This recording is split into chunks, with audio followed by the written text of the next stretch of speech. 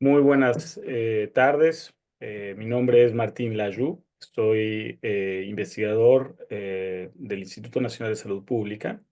Les quiero dar la bienvenida junto con la doctora Leticia Torres, organizadora de este seminario institucional de cáncer, de control de cáncer.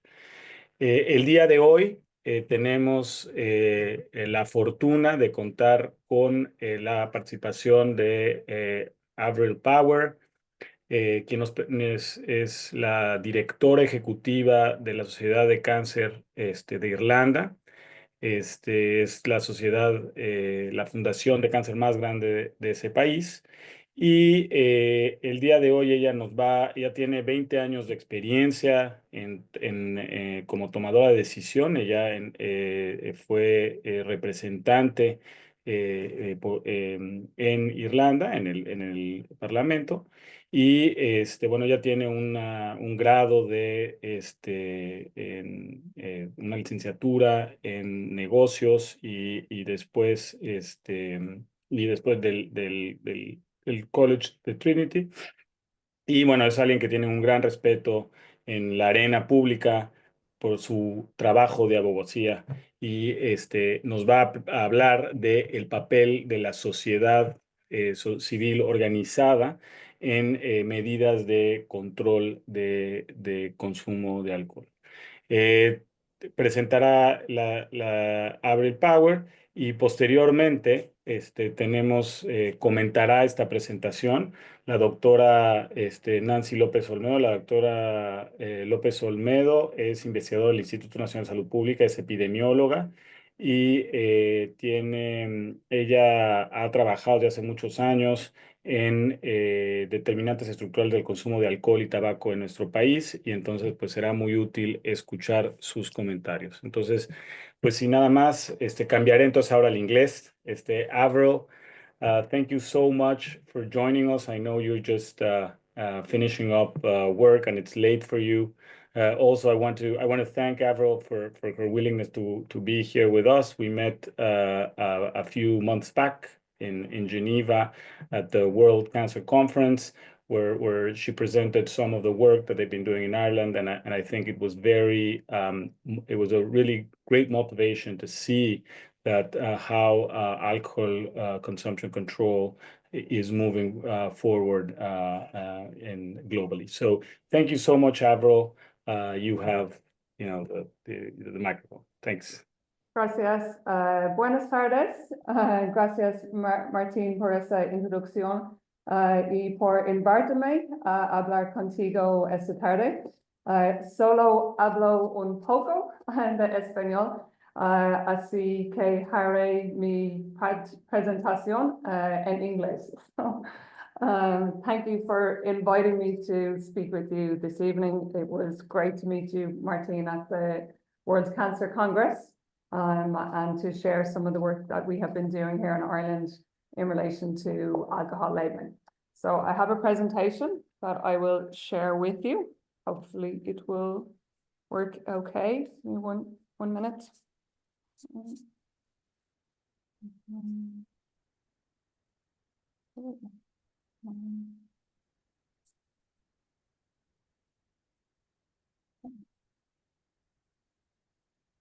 My computer has frozen. Hang on 1 second. Okay, here we go. Oh,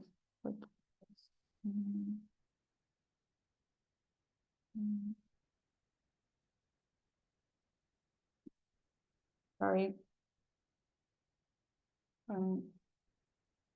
You're not seeing that? No. Not yet, not yet. Oh, sorry, it has frozen on me. Sugar. No, I will start again. Sorry. Okay.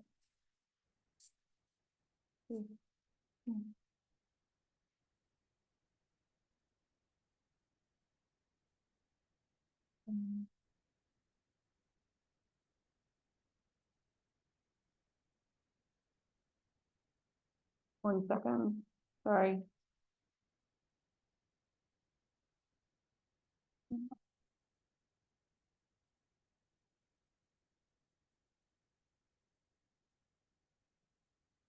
Now I think you're seeing it.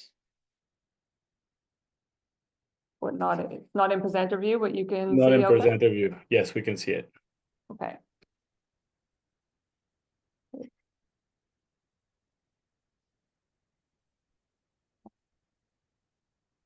Looks like, oh, they are, okay. Are they moving for? Yeah, they're moving for you. I know it's not, I don't know why it's frozen my cursor, but I'll work with this. You can see it okay, and when I move, you can see the next. Correct. Right. Okay. Okay. So, thank you for the opportunity to speak to you about the role that civil society organisations like the Irish Cancer Society have played in securing health warnings on alcohol in Ireland.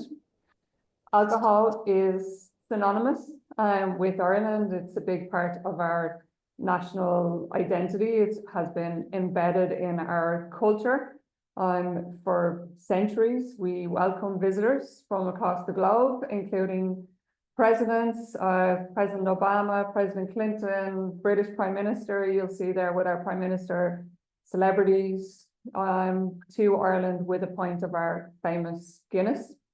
We toast sláinte when we drink. We toast sláinte, which means health. And we celebrate all of life's milestones from birth to death and everything in between with alcohol. The Irish name for whiskey is Uisce Beatha, which means blessed water. And for years, the slogan, Guinness is good for you, was used to promote our nation's favourite drink. In fact, up until quite recently, people who donated blood through our public health service were offered a free bottle of Guinness after donating blood to increase their iron levels. So how did a small country, which has had a big and long love affair with alcohol, become the first country in the world to introduce such comprehensive warning labels on alcoholic drinks? So to start with, why? As the World Health Organization and others have warned, when it comes to alcohol consumption, there is no safe amount that doesn't affect your health. Yet for years, it was implied that small amounts of alcohol were okay. In the 1950s, scientists in France coined the phrase French paradox, suggesting that drinking red wine might help explain the relatively low rates of heart disease in France. However, no studies, including decades of research on one compound called resveratrol, have definitively linked the amounts of that you find of that chemical in red wine to good health. In fact, just one alcoholic drink can damage your health. As well as other harms, alcohol is a known cause of 7 different cancers, those of the mouth, throat, the voice box, the esophagus, breast, liver, and bowel. In 2020, 4% of cancers globally were attributed to alcohol use, and that's about 741,000 cases of cancer related to alcohol use. And around 1,000 people are diagnosed with alcohol-related cancers in Ireland each year. So when it comes to the harms caused by alcohol, the evidence is clear. But one of the challenges that we faced is that while Irish people are aware that alcohol causes road deaths and violence, due to a lot of public health campaigns over the years, very few are aware of its link to cancer. An Irish National Health Survey found that 80% of participants were unaware of the link between alcohol and breast cancer, and 60% were unaware of the link with bowel cancer. And to this day, binge drinking remains an issue in Ireland, with 1/4 of drinkers, of people who drink alcohol in Ireland, binge drink, so they're drinking to an excessive level when they drink. Alcohol abuse is prevalent in all communities, burdening families across the country. However, the stereotype of the hard drinking Irish endures. At the Irish Cancer Society, we believe that knowledge is, oh, yeah, my slides have gone the other direction. Sorry, hang on. Oh my God. Sorry, hang on. Oh, they're doing their own thing. They're zooming. Oh, hang on 1 second. God. Remove them. Sorry. When I shared this earlier with Martin before the call, it was perfect. So I don't know what. Hang on 1 second. Yeah. Might need to. Yeah, you might need to get out because I think it's I don't know what has. Yeah, it has zoomed in. I think you press one of the like the buttons that make it. Yeah. There you go. Well, Let's see if I can just do that again. Sorry. Hopefully it will work. Right.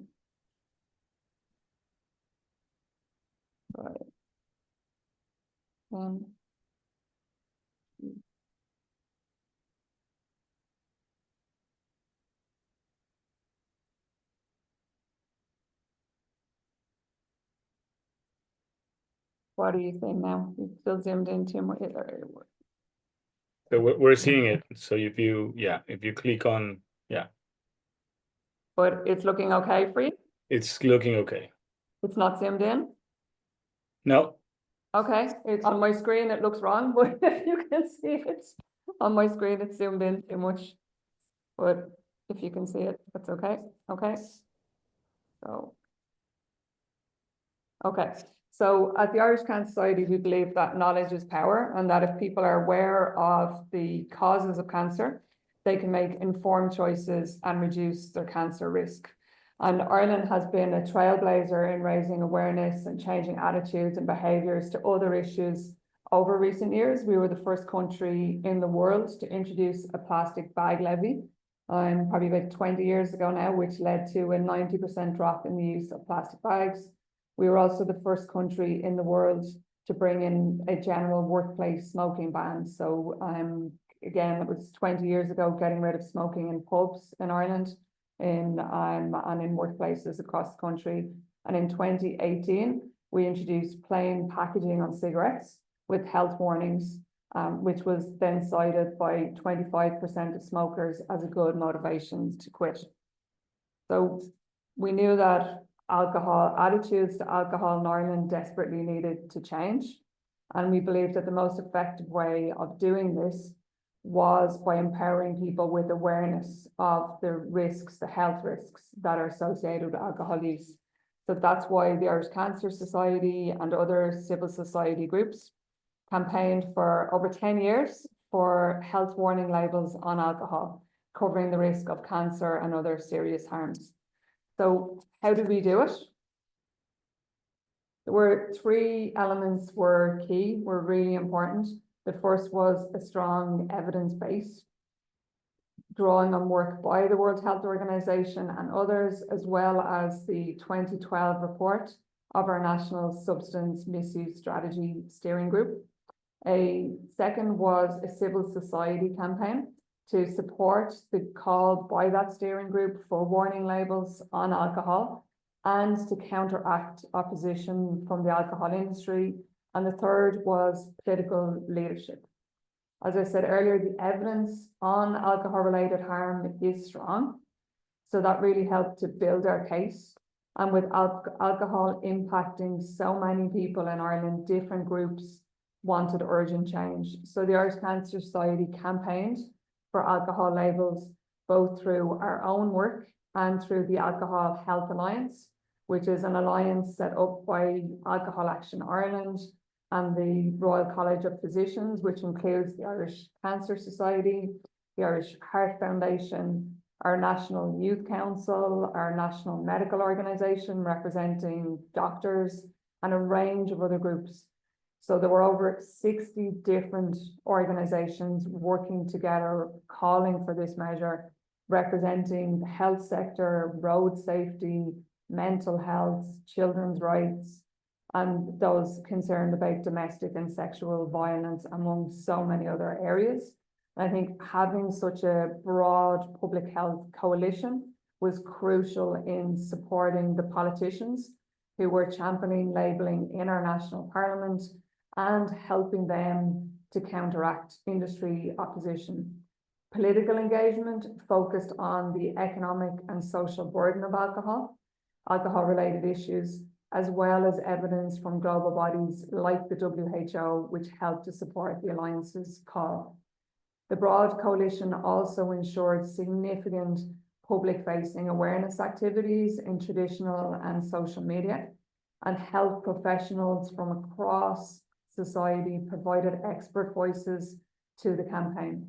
And specific activities that the coalition was involved in included meeting with policymakers and politicians, submitting parliamentary questions in our national parliament and debates in our national parliament, campaigning across social media channels and traditional media, making submissions to the EU, the European Union, and to the trade ministries once the EU and the WTO, the World Trade Organization, were notified of the regulations. Another example of collective action where European advocacy partners such as European Alcohol Health Alliance, Eurocare, and the European Public Health Alliance campaigned to encourage public health advocates to make supportive submissions on the introduction of alcohol labelling when it was going through the approval process at the EU. And in total, 87 submissions were made, and almost 70% of those supported the measure. Having political champions at every level was really, really important. We were fortunate that there were many key players in Irish politics that championed alcohol labelling. So I have a photo here of our former Taoiseach, our former Prime Minister, who's also a medical doctor by training. And it was really important that he personally supported it and that we had politicians who were supportive across all parties within our parliament. So we had a cross-party parliamentary group that included members of all different parties in our parliament. And we worked with them to make sure that all political parties were supportive.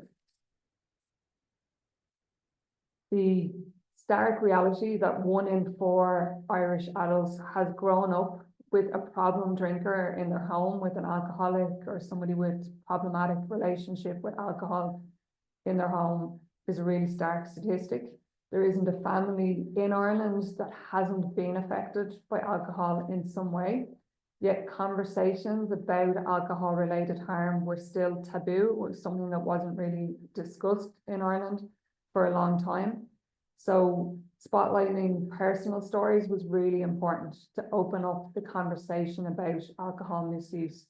And one of the people who led on that was Frances Black. She's a member of the Senate in Ireland, and also the sister of a famous Irish musician, Mary Black, who has faced problems with alcoholism in her family. And that's one of the reasons that Frances was so passionate, and she shared her personal story, her sister Mary's story, and the impact that alcohol has had on their family. And that helped to really share the personal stories about the damage that alcohol does. But even though we had significant political will and extensive support from the public for introducing this progressive public health initiative, opposition from industry was fierce. Resistance came both nationally and globally from alcohol producers and from others with a vested interest in alcohol sales. A range of tactics were used to oppose and delay the legislation, including extensive local and national lobbying of politicians. Costly, they ran PR campaigns proposing weaker alternatives, such as information campaigns to make people aware of the health risks instead of actually having a label on the bottle. Producers and lobbyists argued that it was unfair to compare alcohol to cigarettes, and that if consumed in moderation, some alcohol, like wine, could have positive health benefits. Alcohol companies also held meetings at an EU level with European commissioners and their staff and members of the European Parliament to try to get the EU institutions to oppose Ireland's proposal. And Ireland's main lobbyist for the drinks industry, a group called Drinks Ireland, warned that at least some EU producers of wine and other alcoholic beverages would stop supplying alcohol in Ireland. because they wouldn't be able to produce bottles with the packaging that's required, that's unique to the Irish market. They argued that it would breach EU law by creating trade barriers and undermine the EU's common market, and that the cost would be too high for producers.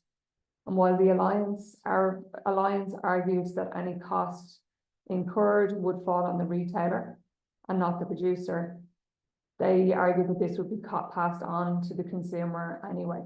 And industry continuously highlighted the economic benefits of the alcohol industry, the amount of national taxation that comes from alcohol, as well as the number of people employed in alcohol producing firms, in pubs in Ireland, and alcohol distribution. But we had a strong case to make that the economic value was largely going to private companies, private alcohol companies, while the cost to public health and to the taxpayer in Ireland was huge. Cost of €2.3 billion in healthcare, lost working hours, violence, and hospital admissions. And that based on Ireland's current use of alcohol, the OECD has estimated that the burden of healthcare costs alone will consume 4.1% of our healthcare expenditure between now and 2050. Alcohol-related inpatient care currently costs an estimated €37.5 million every week in Ireland, and accounting for 11% of all of our current public healthcare expenditure, or almost €2.2 billion annually. Research showed that the public overwhelmingly supported the introduction of alcohol labels and other initiatives that were part of the Public Health Alcohol Bill. 70% of people support health labelling on alcohol. The vast majority of the public agree, 92% of people agree, that alcohol consumption is too high in Ireland. 78% are concerned about their children and their children's exposure to alcohol, and most supported government action to restrict alcohol marketing that appeals to young people. And this incredible support, together with strong lobbying by the Alcohol Health Alliance, including the Irish Cancer Society, helped to maintain cross-party support for the move within our Parliament and get alcohol labels across the line. So although industry opposition was not successful in stopping the measure, it did, however, delay things. As I said, it's been a 10-year journey to get alcohol labels passed by our Parliament. But in 2022, the Irish government notified the European Commission of draft regulations, which triggered a 3-month standstill while the Commission and other member states assessed our draft regulations and commented on them and had the opportunity to oppose them. They were criticised by 13 other EU countries, objected, but the European Commission did not oppose the measure, stating that it was proportionate and justified on public health grounds. That said, the alcohol industry continues to protest against labelling through ongoing activity at the World Health Organization. But however, the number of countries opposing Ireland's regulations at the World Trade Organization has dropped from 13 down to 6. So following a further period of notification to the WTO, the regulations were eventually signed by our Minister for Health in May 2023, but there's a 3-year lead-in period, so they will come into effect in May 2026. And from that point on, all alcohol products sold in Ireland will have comprehensive health labels, which will look like what you see here on screen. So as well as warning in relation to cancer, liver disease, and pregnancy, the alcohol and calorie content within the product must also be stated, and the Public Health Alcohol Information website askaboutalcohol.ie must be displayed. The responsibility is on domestic retailers, so those that sell directly to the consumer, to ensure that all alcohol products for sale in Ireland include these warnings. and similar warning notices will have to be placed in pubs and licensed premises where alcohol is consumed. The Public Health Alcohol Act also included a number of other measures in addition to labelling. So it included new restrictions in relation to alcohol pricing, so the introduction of minimum unit pricing. This came into effect in 2022, and it sets a set price per gram of alcohol to cut the sale of cheap alcohol products that are high, so spirits and other products that were sold cheaply with a very high alcohol content. The bill also introduced restrictions on alcohol advertising and marketing. So banning the advertising of alcohol products near schools, playgrounds, on public transport and in cinemas, except for movies that are for adults only, so for those aged over 18. We also have an alcohol advertising watershed on television they can only be shown after 9 p.m. at night. The legislation also prohibits the sponsorship by alcohol companies of events where the majority of individuals taking part are children. It brought in new restrictions around the location of alcohol products within supermarkets, within stores. So it introduced retail separation, so the alcohol products are in a separate area of the store behind the barrier. So they're not on display when you walk into a shop, they have to be in a separate area and restricted for sale. And the legislation also introduced a ban on promotions or multi-buy offers, so buy three, get one free, or things like that. That is now against the law. So here is on screen, you'll see an example. Before my current job with the Irish Cancer Society, I was a member of our national parliament. I was a senator. And here's an example of 2 alcohol promotions that I campaigned against as a senator, that would now no longer be possible in Ireland. So the first is Arthur's Day, which is an annual promotion that was invented by the makers of Guinness, Diageo, to celebrate the creation of Guinness each year by encouraging people to raise a glass of Guinness to Arthur at 1759 on the 3rd Thursday in September of each month. So 1759 was the year in which the Guinness brewery opened in Dublin. And the event was criticised by me and by others as a cynical attempt to create what we call an alco holiday, like a public holiday, but purely to celebrate alcohol and to encourage people to go out to the pub on a Thursday evening when most people would normally not go out. So while the people in this photo obviously look very happy, that day for the 5 years that it was in place led to a 30% increase in ambulance call-outs, dealing with people who were ill or had been involved in violence as a result of excessive alcohol consumption, and also a huge bill for our local authorities or local councils. So after 5 years, the company stopped running it in response to all that criticism.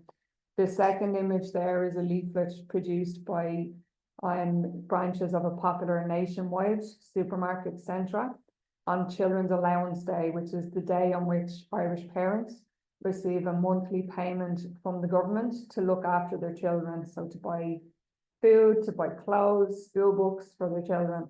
And this was criticised again by politicians like myself and a wide range of health and children's groups as encouraging. They brought out this special offer. You'll see bottles of Miller for 75 cents each, less than €1 each.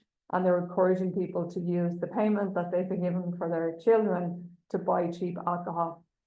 So while the restrictions introduced under the Public Health Alcohol Act are helping to deal with promotions like this and are helping to reduce alcohol consumption in Ireland, alcohol producers, unfortunately, still find ways around them. So one example of this is the use of advertisements and sports promotions for their non-alcoholic brands that also promote the alcoholic brands of the same name. So exactly the same branding on Guinness 0.0 that you see on a normal Guinness, So they have ads out on billboards near schools where they're not allowed to advertise alcohol products, but they put up advertisements for their non-alcoholic drink instead, and they're not allowed to sponsor sports events, but you'll see their Guinness 0.0 on the rugby pitch instead of promoting the normal Guinness, but it works to do the same.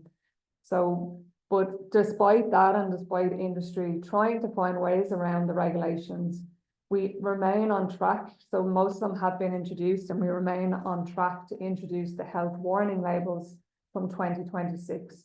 So this will ensure that consumers are aware of the damage that alcohol does to their health.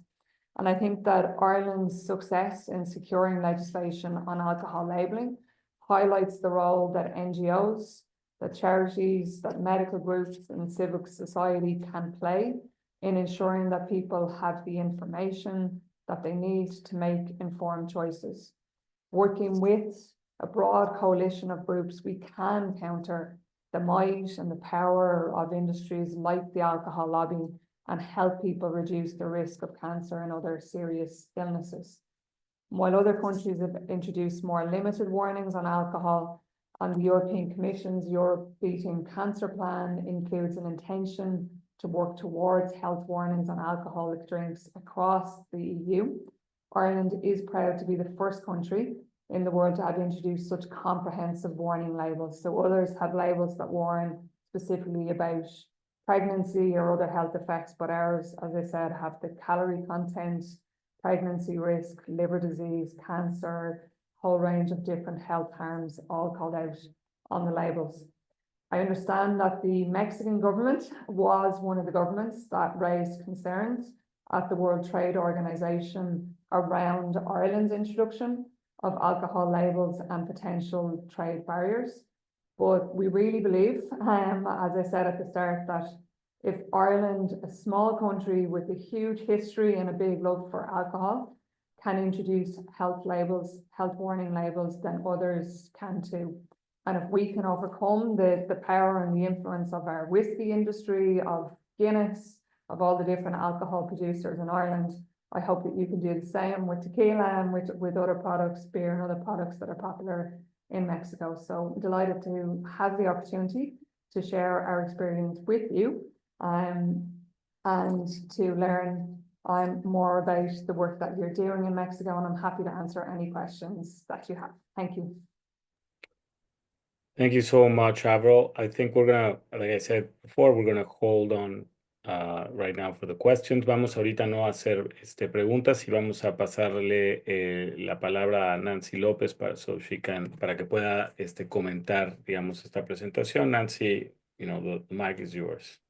Thank you. Thank you. Thank you very much, Ever Power, CEO of the Irish Cancer Society, for this excellent presentation on the key role of civil society that led Ireland to be the first country to have in the year 2026 comprehensive labels on alcoholic beverages, warning consumers that any amount of alcohol is a risk of different types of cancer. In Mexico, warning labels for alcoholic beverages provide minimal information and have not been updated since 2014. Currently, containers of alcoholic beverages must include a precautionary legend that says abuse in the consumption of this product is harmful to health. And containers must also include at least one small pictogram warning about alcohol use during pregnancy, while driving, or prohibiting alcohol sales to minors. However, the regulation does not specify where the legend and pictograms must be located, so they are usually shown on the side or back of the container. For beverages with low alcohol content, such as beer, packages are only required to include the symbol with the legend "not for sale to minors," even though this product is the most consumed in Mexico. The symbol must appear in a visible area of the label or outside the cap or bottle cap. And when the symbol appears on the label, its diameter should be at least 10 millimeters, very small. If it appears on the bottle cap, its minimum size should be 20 millimeters. So as you can see, our regulation is very limited as most of the countries. So Ireland, as a pioneer country in this measure, provides us with several lessons that we must analyze to implement similar actions in our region and specifically in Mexico, considering the context. And first, I would like to point out that an argument that could be used against a similar policy in our country is that we do not have levels of alcohol consumption like those estimated in Europe. And it is true if we consider the amount of consumed per capita, but when analyzing the frequency, the 2022 National Health and Nutrition Survey shows that 2.6% of adolescents, most of them minors, and 9.3% of adults reported excessive consumption of alcohol weekly. So these values are not negligible, but the cancer risk message is important not only for those who consume alcohol excessively, but also for those who consume in moderation, because the risk of different types of cancer is from one ring. Therefore, it will be relevant for us to follow up on this policy in Ireland, because if it is proven to be easy to implement and successful, which we hope it will be the case, it will provide important support for its implementation in other countries beyond Europe. Another argument that could be used against the implementation of warning labels on alcoholic beverages in our country, as well as in Ireland, is that we have no impact, they have no impact, on changing consumption habits. And this may be true because the randomized trials that have been carried out to test the efficacy of warning labels, including the one that we did in 2021 in Mexico, are short-term. Just then, the implementation of warning labels on alcoholic beverages in Ireland will work as a natural experiment to test whether, in addition to having an impact on informing the population about the little known risk of alcohol in the development of different types of cancer, it has an impact on changes in consumption. And even if this measure didn't have a direct impact on alcohol consumption, it is expected that it will raise awareness in the population about its risks and support other measures to control alcohol consumption, such as an increase in taxes, as well as the restriction of advertising and availability of alcohol, as has been observed in the randomized trials. But it is not all bad news. We also have two major areas of opportunity to improve the warning labeling on alcoholic beverages that we currently have in Mexico. The first is that we have the experience of implementing warning labeling on cigarette packages, as well as on sugar-sweetened beverages and high-energy density foods. So we will not be starting from scratch. The other very important area of opportunity, which was the core of this seminar, is having organizations in society advocating for implementing policies such as warning labeling on alcoholic beverages. El Poder del Consumidor and Salud Justa, two Mexican civil society organizations known for advocating for policies to reduce the consumption of unhealthy food and tobacco, are currently part of the coalition called Alcohol Action Network, Redacción sobre Alcohol, or RASA for its acronym in Spanish. And this network aims to warn the population of the consequences of the normalization of alcohol consumption and its serious impacts on health and the social system. And I'm sure some of the members of this network are listening to this seminar and will also be interested in following the progress of this measure in Ireland. Likewise, Alcohol Action Network established a few months ago the Interinstitutional Technical Committee on Alcohol, where in addition to civil society organizations, professionals from different universities and health institutions participate to discuss a joint agenda on research and policies for the control of alcohol in the country. As I said, both the network and the committee are recent, but they have quickly positioned themselves. So we hope to have success stories like in Ireland in two not so distant future. And I want to end my comment by saying that a formal research line on alcohol was also recently implemented by researchers at the National Institute of Public Health. In addition to the pilot study to assess the potential impact of health warning labels on alcoholic beverages, we have conducted studies to evaluate the compliance of the distance of alcohol outlets from schools in urban municipalities, to analyze where Mexican households purchase alcohol, and to understand the social determinants of alcohol consumption. In the last year, we have also conducted a study financed by Vital Strategies to estimate the cases and deaths attributable to alcohol in Mexico and the direct and indirect costs of treating alcohol-related diseases and deaths. So we hope to publish the findings of this study soon to provide local evidence that supports an alcohol act similar to Ireland, since we agree different measures are needed to reduce and control alcohol consumption. Thank you. Thank you so much, Nancy. Thank you so much, Avril. So I would like to just begin this conversation talking a little bit about the key stakeholders above and beyond the alcohol companies. So maybe, Avril, if you can, it would be interesting to know if there were specific population subgroups or specific groups beyond the actual alcoholic alcohol companies that have resisted, and how the response has been on your end. And also, Nancy, thinking about what are your intuitions of where the resistance is going to be, again, above and beyond the alcohol industry. So you're muted, Avril. I'm sorry. Yeah, sorry. So in Ireland, most of the opposition to the labelling specifically was from the producers. There was also, so there was the companies that produce the alcohol, those who distribute it, and the pubs, because it also applies to people drinking in a pub. I said they have to have the notices in the pub. There was opposition from there. And particularly one of the most challenging opposition was from smaller producers. So in addition to having Diageo and Guinness and the big producers, there are also smaller local companies that make whiskey and that make craft beers are very popular now in Ireland. I don't know Mexico, but a lot of new beers made by smaller producers.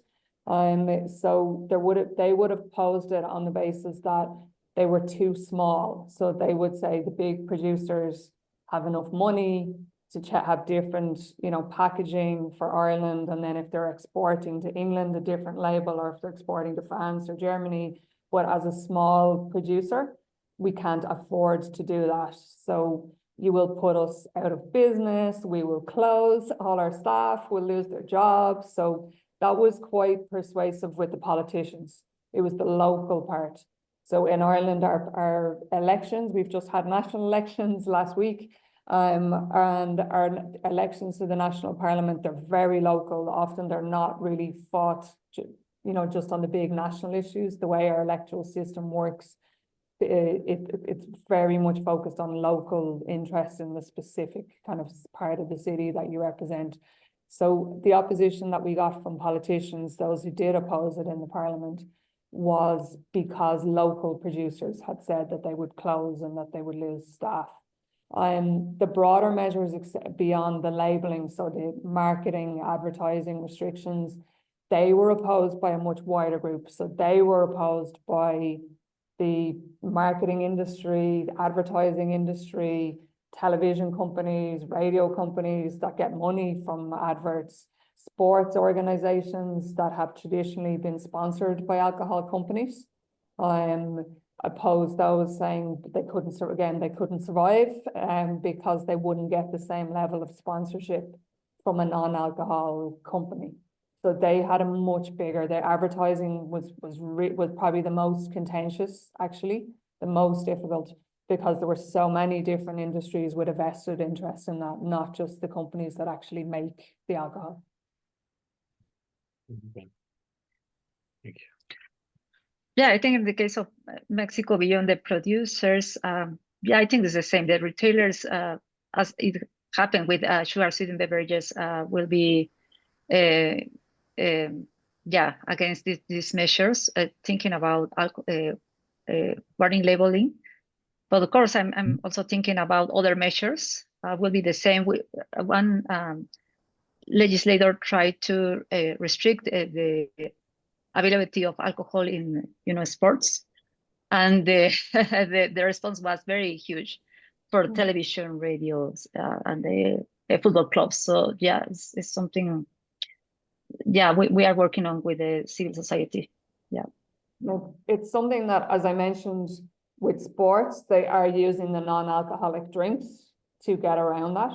But I noticed, actually, I think Norway have introduced stricter regulation that I think we will look at here, which is that their advertising for the non-alcoholic products cannot look the same as the branding. So it can't be like exactly the same color, same shape, same piece that they use for the alcoholic products. So the non-alcoholic products must look different. The packaging must look completely different to the alcoholic product, because otherwise the non-alcoholic advertising is just achieving the same, because the products look exactly the same. So Norway has stricter legislation as that, and that is something that we will campaign for now that we're seeing how they're using those to get around the law and still market beside schools, still market, run ads during the day on TV for the non-alcoholic version, because they can't show ads for the alcoholic one until after 9 at night. So I think we will have to, as they change and as industry gets clever and tries to find these loopholes, I think we also have to change and close those loopholes. Yeah, thank you so much. We're going to wait for some questions. So please, put your questions on the chat, and we'll respond to those. While we wait for some questions, I'm just going to keep on this topic of the non-alcoholic products. I was just above and beyond what we need to start thinking about if we're going to, in Mexico, probably from the very beginning, think that this is going to be a response of the industry. But my question has to do with how important has the non-alcoholic alternatives been in Ireland in terms of consumption? I mean, is it really increasing dramatically? Do we are seeing the stores with each and every product with its non-alcoholic counterpart? Are people starting to consume it? Who are the consumers? Is it really a way for young consumers to get into alcohol consumption, or is it really being used by not usual alcohol consumers? Can you just tell us a little bit about what the experience has been? It has made it easier for people socially to not drink alcohol. So one of the things you might find if you're out with Irish people is traditionally it's been really difficult to say that you're not drinking, right? Because if you say I'm not drinking alcohol, people say, oh, go on, don't be so boring, relax, have a drink. So I think it makes it a little easy, because they look the same. Almost if you're holding a glass of beer, people don't know if it's an alcoholic glass or if it's a non-alcoholic one. So I do think it has kind of helped with that. Traditionally, Irish people would say things like, so if I was out with my friends and I didn't want to drink, you would say, oh, I'm on antibiotics, I can't drink, or I have the car. Even when I'm actually taking the bus, you would say, oh, I have the car, because it's just socially really difficult actually to say, I don't drink, or I just don't want to drink tonight. So I think the non-alcoholic versions have helped with that. And I think one of the big measures that led to popularity for non-alcoholic drinks before this is the work we've done around road fatalities, drinking and driving. So for older generations, older, like my parents, my grandparents, for a long time, it was acceptable, socially acceptable, that you would drink alcohol, and sometimes quite a lot of alcohol, and then drive home. Particularly if you were outside the city. So maybe you would say it's the only way to get to the pub is with my car, and it's okay if I go to the car and have 3-4 drinks and then drive home. With younger people, that is completely unacceptable. So most young people would never, because we've done a lot of work, our government has done a lot of work with TV advertisements and sharing personal stories of children who've lost their parents because they were killed in a car accident by somebody who had been drinking alcohol. So I think that has really helped, and there's good awareness of you can't drink and drive. So often people would instead have a non-alcoholic drink. The industry would say that to get people to stop drinking alcohol, they need to promote the non-alcoholic ones. And that's fine. We just think they shouldn't look exactly the same. If it's a separate market proposition, a separate customer product, it can look different to the alcoholic version. Otherwise, it's just too easy to believe that really they're just trying to sell the alcoholic version one, by using the other one as kind of a front for it. But they're an important part of the solution, but they shouldn't be used as a Trojan horse to kind of undermine the work that we're trying to do around marketing, particularly to children. Thank you very much. Dr. Torres? Thank you so much for the presentation, Avril and Nancy. And I would like to, can you hear me? Yes. Okay. I would like to ask for Avril if what are you have you planned having rotating messages for the warning levels? What do you mean? Have you planned rotate the labels for the warning labels using in the alcoholic beverage in order to, I don't know, increase the effectiveness or avoid the that the users probably used to see the same labels in the bottles? Yeah, so no, I don't think we have, because actually we were really prescriptive in the legislation about the placement, about the size, to deal with the issues that I think Nancy mentioned earlier, where you have a warning, but it's so small that people can't see it.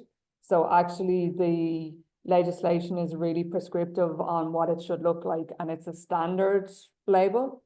But I think it's a good point that you make, that maybe then eventually people stop seeing it if it's always looks the same.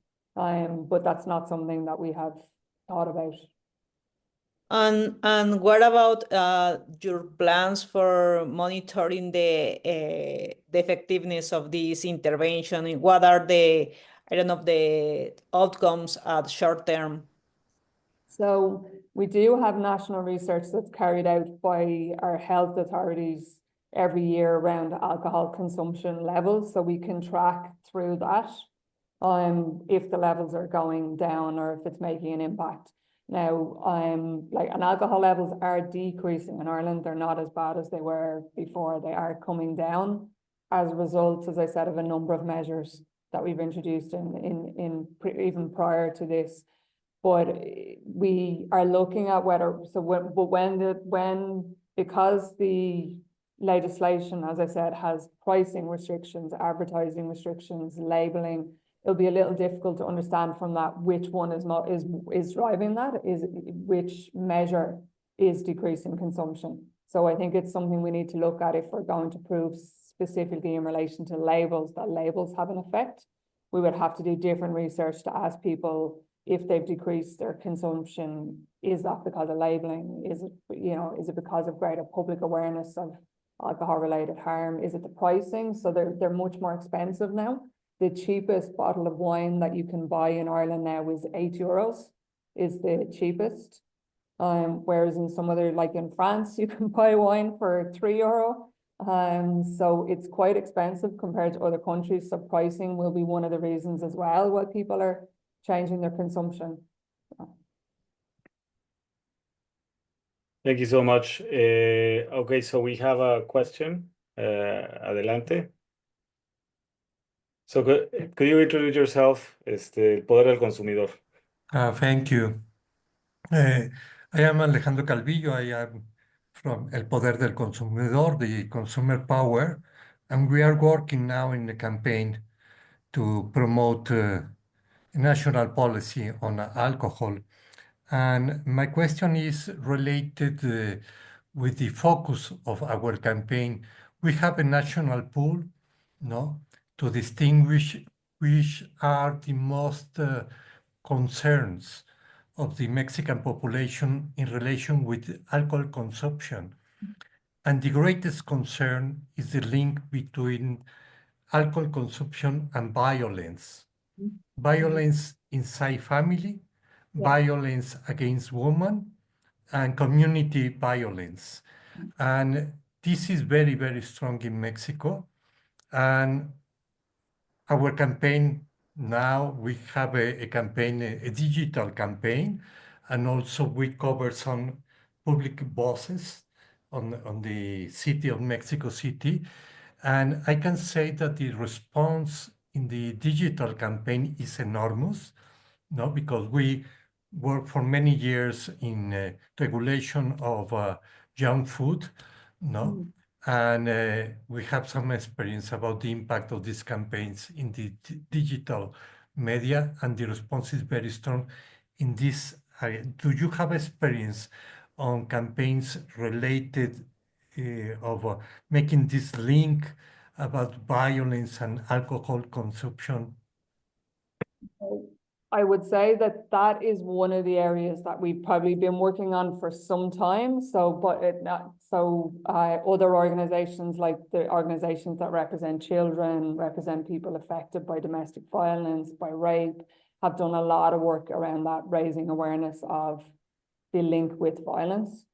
Because it is also one of the things that Irish people are concerned about when you ask about alcohol consumption, is that impact that it has in relation to violence. So we have done that work. Our objective, I suppose, specifically with the health labels, was while people are aware of that, of the violence link, they were not aware at all that there's a link with cancer or heart disease or other health conditions.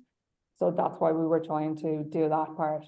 But I think, as I said, one of the reasons why the overall legislation that has 6 different parts, why we were able to get that through, was because we had organizations representing victims of violence, representing children who've grown up with an alcoholic parent. Were huge in getting those other restrictions on the advertising, the marketing, the cheap alcohol, like huge issue. Minimum pricing, Scotland introduced minimum pricing before Ireland, and found that it had an impact particularly on lower income families who were so people on lower incomes, who were buying cheap alcohol with very high alcohol content. So vodka, whiskey, spirits, the really, really high alcohol content.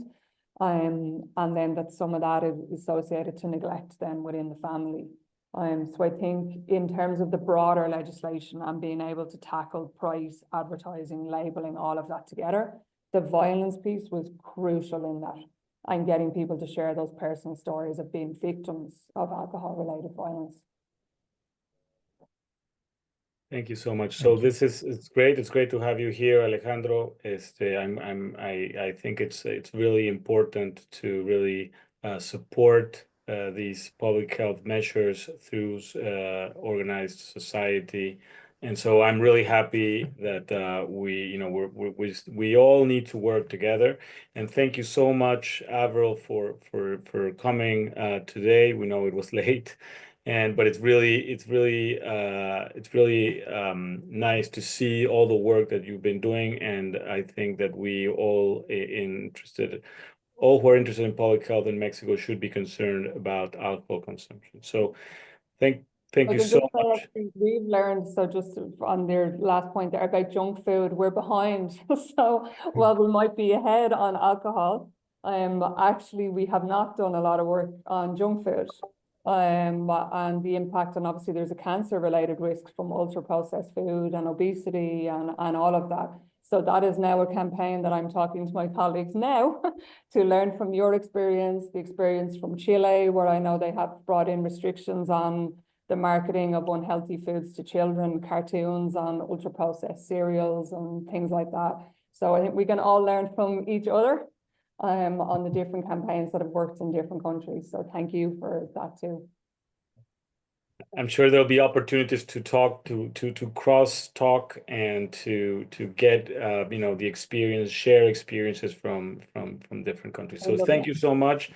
Muchísimas gracias a todo el mundo. Ya estamos en hora. Pues nada más nos queda, digamos, despedirnos. Muchas gracias a todas las personas que han participado en este seminario este año. Y bueno, pues ya estaremos utilizando nuestros canales de comunicación para hacerles saber cuáles son los seminarios que tendremos.